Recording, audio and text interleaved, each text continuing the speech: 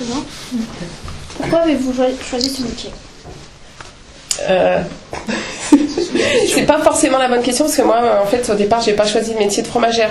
On est sur un lieu de vie, donc je suis éducatrice en fait. Donc c'est un support en fait à mon travail. Voilà. Depuis combien de temps travaillez-vous dans le secteur? En fromagerie depuis 1 an.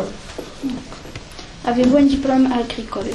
Non, pas du tout, mais par contre il existe un brevet de technicien en fromagerie qui est à niveau BTS, où donc du coup là tu as vraiment la formation pour être fromager, pour travailler même dans des grandes fromageries et éventuellement aussi pour après enseigner, enfin faire de la formation à d'autres techniciens en fromagerie.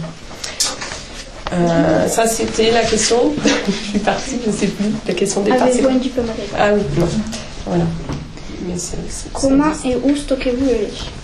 Alors, on ne stocke pas le lait ici. C'est aussi pour ça qu'on manipule le lait 2 fois par jour. C'est qu'on n'a pas de tank à lait. Mais effectivement, il y a beaucoup d'autres exploitations qui ont un tank à lait qui refroidit le lait à environ 4 degrés, je crois. Et du coup, ça leur permet de manipuler leur fromage leur lait qu'une fois par jour, d'en présurer qu'une fois par jour. Donc ça leur demande moins de temps, mais plus d'investissement financier, matériel. Combien de fromages fabriquez-vous chaque jour? En ce moment, entre 300 et 350. Expliquez-nous le procédé de fabrication du fromage de chèvre. Donc, je crois que j'ai fait tout à l'heure. Où vendez-vous les fromages? Alors, on vend les fromages sur les marchés, à Quissac et à Sommières, en magasin bio, parce qu'en fait, on a le label bio, ça Muriel a dû vous le dire ce matin. Donc, du coup, on livre beaucoup de magasins bio dans le secteur, dans la région. Et puis sinon, vente aux particuliers, vente directe à la ferme. Donc, on pourrait acheter des fromages. Voilà. Quelles sont les normes de production que vous devez respecter? Les normes, il y en a plein.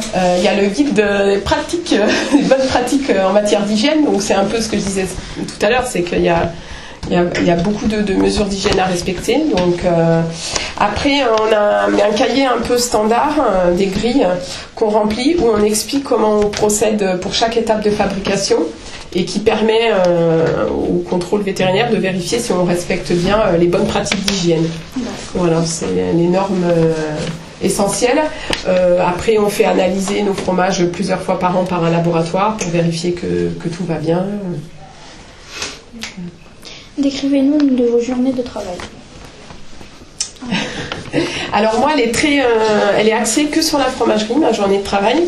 Donc je suis à temps partiel ici, parce que ici on est salarié, hein, c'est pas comme une exploitation agricole où on travaille pour soi.